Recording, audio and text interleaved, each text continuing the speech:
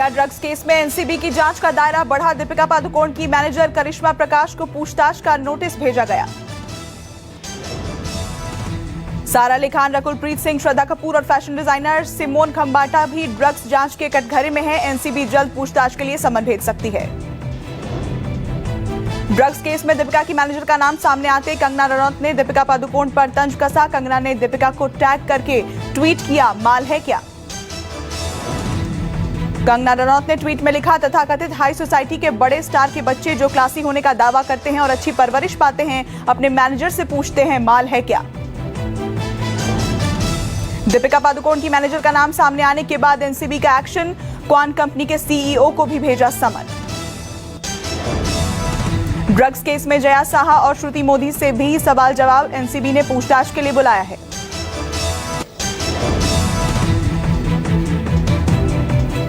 Sushant case और बॉलीवुड में drugs की जांच कर रही एनसीबी को बॉलीवुड की कुछ बड़ी हीरोइनों के ड्रग्स गैंग का पता चला है, जो ड्रग पेडलर से ड्रग्स खरीदती थी।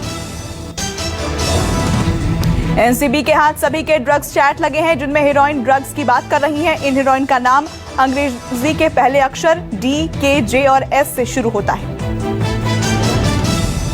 रिया चक्रवर्ती की न्यायिक हिरासत का आखिरी दिन आज। 14 दिनों से जेल में बंद है रिया। ड्रग्स मामले में एनसीबी ने गिरफ्तार किया था। रिया चक्रवर्ती को मुंबई की भायखला जेल में रखा गया है। रिया की जमानत के लिए 2 बार अर्जी दी गई थी, पर अदालत ने जमानत देने से मना कर दिया था। यौन शोषण मामले में मुश्किल में अनुराग कश्यप। आज छेड़छाड़ और यौन शोषण की शिकायत दर्ज कराएंगी अभिनेत्री पायल घोष। कल देर रात एफआईआर दर्ज करवाने ओशिवारा पुलिस स्टेशन पहुंची थी पायल घोष। पुलिस स्टेशन में महिला पुलिस अधिकारी न होने के कारण शिकायत दर्ज नहीं हो पाई।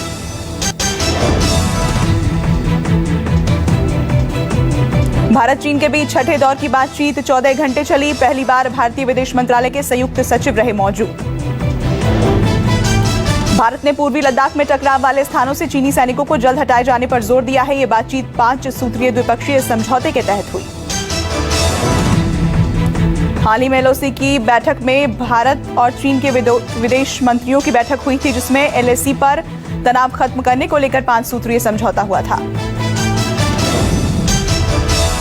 लद्दाख में तैनात हुआ चीन का काल राफेल। पूर्वी लद्दाख में चक्कर लगाते दिखे राफेल लड़ाकू विमान। भारतीय वायुसेना के बेड़े में औपचारिक रूप से शामिल करने के 10 दिन में ही राफेल विमानों को लद्दाख में तैनात किया गया है।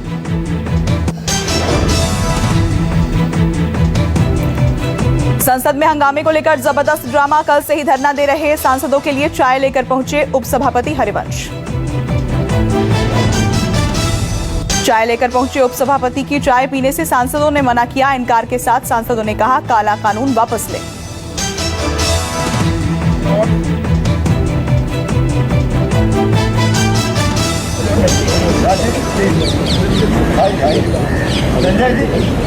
Your rules were not followed that day. Sir मैं अभी कुछ बारे में बात करने को क्या The rules were not followed that day. झूठ कर लो ना Rajesh please Sanjay ji Your rules were not followed that day. Sir मैं अभी कुछ बारे में बात करने को क्या The rules were not.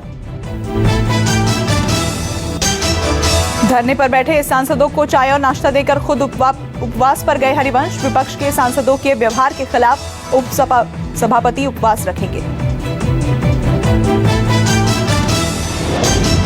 हम यहाँ पर आते हैं देश के करोड़ों किसानों का मुद्दा उठाने के लिए, देश के करोड़ों नौजवानों का मुद्दा उठाने के लिए, देश के 130 करोड़ आम आदमी का मुद्दा उठाने के लिए। लेकिन जिस तरह से लोकतंत्र का गला घोट के, संविधान का गला घोट के, अल्पमत में होने के बावजूद बीजेपी ने जबरन ये बिल पास कराया, उसके विरोध में हम लोग बैठे थे रात भर। अभी भी हमारा धरना जारी है।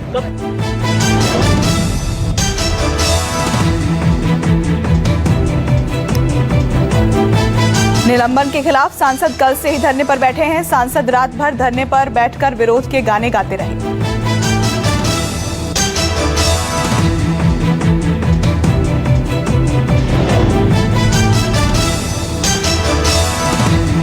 सांसदों ने गाना गाकर विरोध जताया।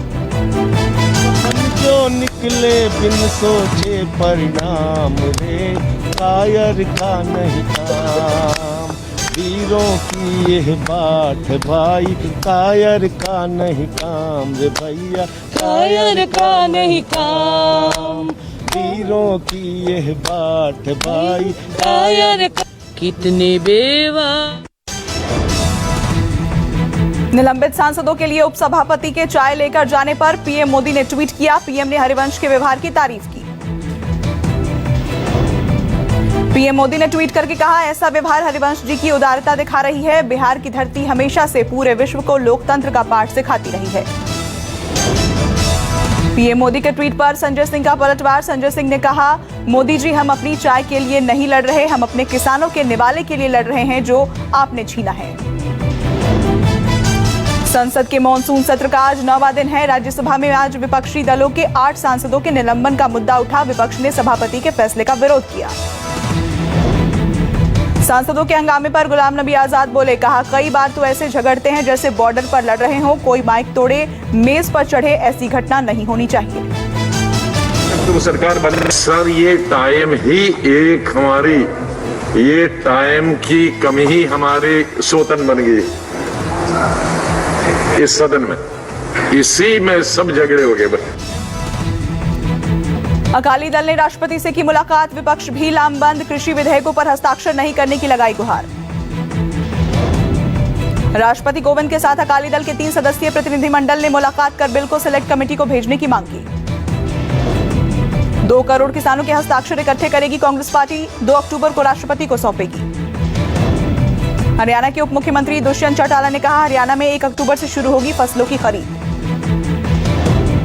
दुष्यंत चौटाला बोले, हरियाणा सरकार 25 तारीख से फसल खरीदना चाहती थी, लेकिन केंद्र सरकार से नहीं मिली थी अनुमति।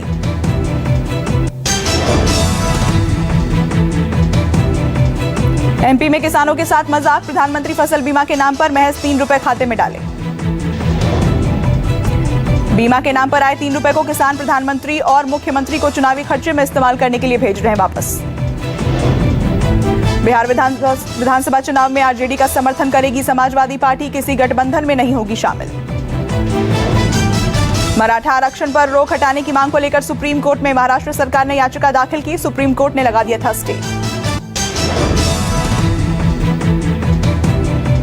जम्मू कश्मीर के बडगाम में एनकाउंटर। सुरक्षा बलों ने एक आतंकी को किया ढेर। एनकाउंटर में सीआरपीएफ का एक जवान घायल। इलाके में सर्च ऑपरेशन जारी। सुरक्षा बलों को चरारे शरीफ इलाके में आतंकियों के छिपे होने की सूचना मिली थी। जवानों के पहुंचते ही आतंकियों ने फायरिंग शुरू कर दी। सुरक्षा बलों ने की जवाबी कार्रवाई। एक आतंकी हुआ ढेर। अनंतनाग में भी आतंकियों का अटैक। सीआरपीएफ कैंप पर आतंकी ने ग्रेनेड से किया हमला। हमले में कोई हताहत नहीं। सुरक्षा बलों का सर्च ऑपरेशन जारी।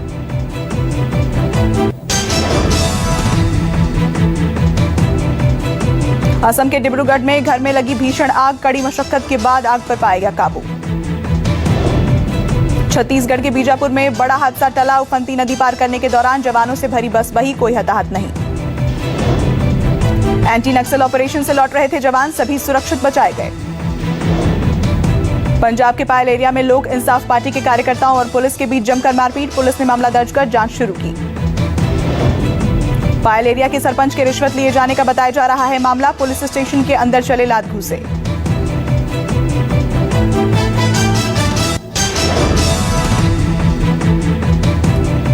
यूपी के गोरखपुर में फिल्मी अंदाज में 2 गुटों के बीच चली गोली। एक घायल। सीसीटीवी में कैद हुई वारदात।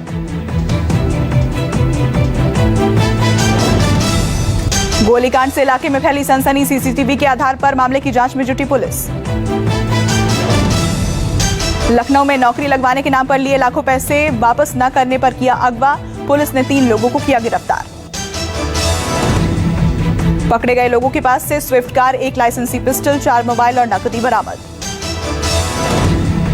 नोएडा में युवक और युवती ने किया सुसाइड। प्रेम प्रसंग के चलते दिया वारदात को अंजाम। मृतक महिला के पिता ने लगाया हत्या का आरोप।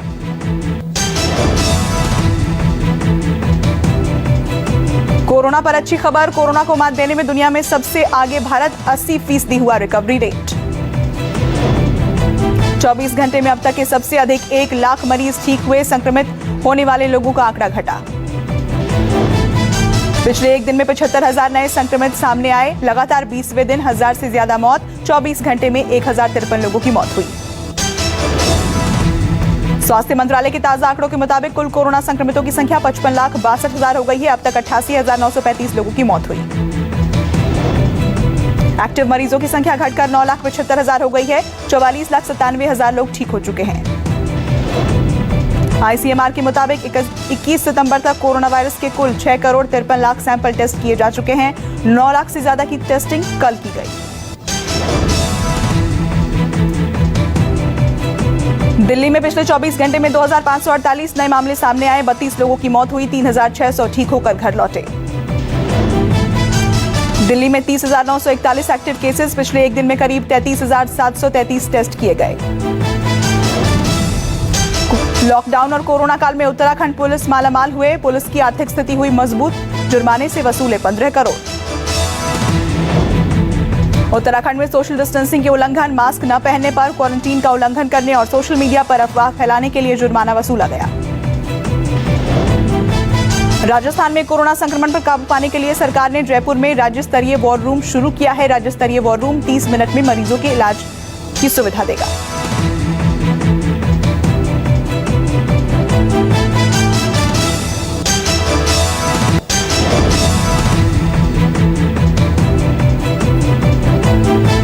बिहार में विधानसभा चुनाव से पहले राजनीतिक दलों के लिए राहत की खबर है। बिहार चुनाव से पहले राजनीतिक कार्यक्रमों को मंजूरी दी गई। अनलॉक 4 के तहत राजनीतिक कार्यक्रम किए जा सकते हैं। राजनीतिक कार्यक्रमों में 100 लोग तक शामिल हो सकते हैं।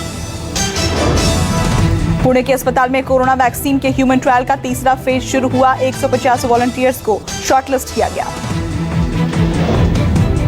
देश में तेजी से बढ़ रहे कोरोना के मामले ने बढ़ाई सरकार की चिंता। 7 राज्यों के सीएम के साथ अगले सप्ताह बैठक कर हालात पर चर्चा कर सकते हैं पीएम मोदी। यूपी में कोरोना संक्रमित मरीजों की रिपोर्ट पाने के लिए इधर उधर भटकने की जरूरत नहीं होगी। कोविड ऐप लॉन्च, लॉगिन करने पर मिल जाएगी कोरोना रिपोर्ट। गुजरात में मॉनसून सत्र पर कोरोना का कहर। गुजरात के 6 विधायक कोरोना पॉजिटिव, होम आइसोलेट हुए विधायक।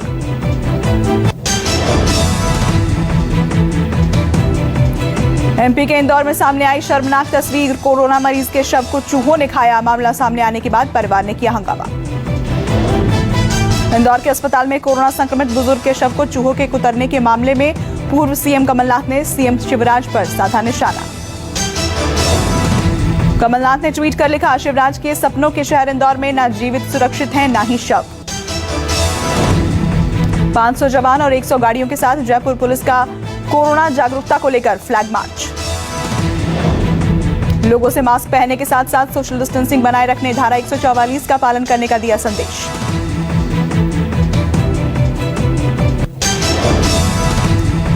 फिल्म सिटी निर्माण को लेकर आज सीएम योगी करेंगे पहली बैठक। कई नामी गिरामी प्रोड्यूसर्स, डायरेक्टर, एक्टर को किया गया है आमंत्रित।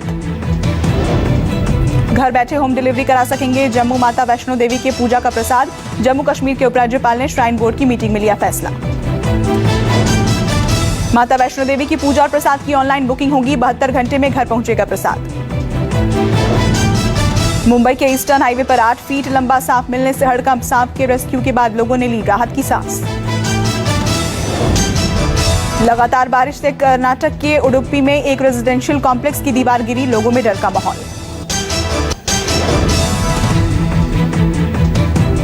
यूपी के कानपुर में सपा कार्यकर्ताओं ने राष्ट्रीय अध्यक्ष अखिलेश यादव के आह्वान पर तहसील स्तर पर किया प्रदर्शन। कानपुर देहात में अनूप कुमार सिंह के नेतृत्व में सपा कार्यकर्ताओं ने सीएम योगी को संबोधित एसडीएम को ज्ञापन सौंपा। इस दौरान पुलिस की कड़ी सुरक्षा व्यवस्था के बीच सपा नेता अनूप सिंह और पुलिस प्रशासन के बीच काफी धक्का मुक्की भी हुई। छात्र विरोधी सरकार है ये, किसान विरोधी सरकार है, नौजवान विरोधी सरकार है ये। हर तरीके की कोई भी डिमांड सरकार पूरी नहीं कर पा रही है। कोरोना पे आदमी रोडों पे मर रहा है, कोई पूछने वाला नहीं है। स्वास्थ्य विभाग चरमरा चुका है। वॉलमार्ट फाउंडेशन ने छोटे किसानों की मदद के लिए किया नए अनुदान का ऐलान। 180 करोड़ के फंड का किया गया ऐलान।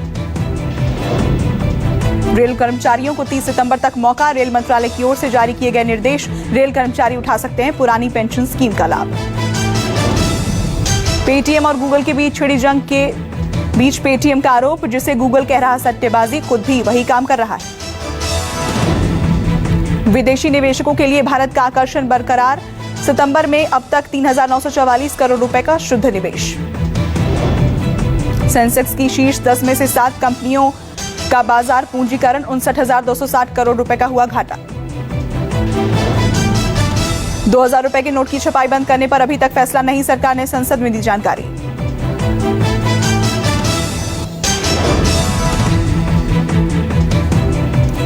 बिग बॉस 14 के नए प्रोमो में सलमान के साथ नजर आए हिना खान, सिद्धार्थ शुक्ला और गौहर खान। बिग बॉस 14 में कोरोना के कारण हर हफ्ते होगा घर वालों का कोविड-19 टेस्ट। नया नियम हर किसी पर होगा लागू। 40 साल की हुई करीना कपूर खान, परिवार वालों ने मनाया धूमधाम से बर्थडे। करीना ने इंस्टा पर फैमिली संग बर्थडे सेलिब्रेशन की तस्वीरें पोस्ट की। शॉर्ट फिल्म हिचकी की सफलता से बेहद खुश हैं मनीष पॉल, बोले बहुत बड़ी बात होती है जब खुद बच्चन साहब फिल्म की सराहना करें। बॉलीवुड से हॉलीवुड तक का सफर तय करने वाली ग्लोबल स्टार प्रियंका चोपड़ा को मिल सकता है ऑस्कर 2021 का बेस्ट सपोर्टिंग एक्टर का अवार्ड। मलाइका ने दी कोरोना को मात, 2 हफ्ते बाद कमरे से बाहर निकली, जल्द शुरू करेंगी शूटिंग।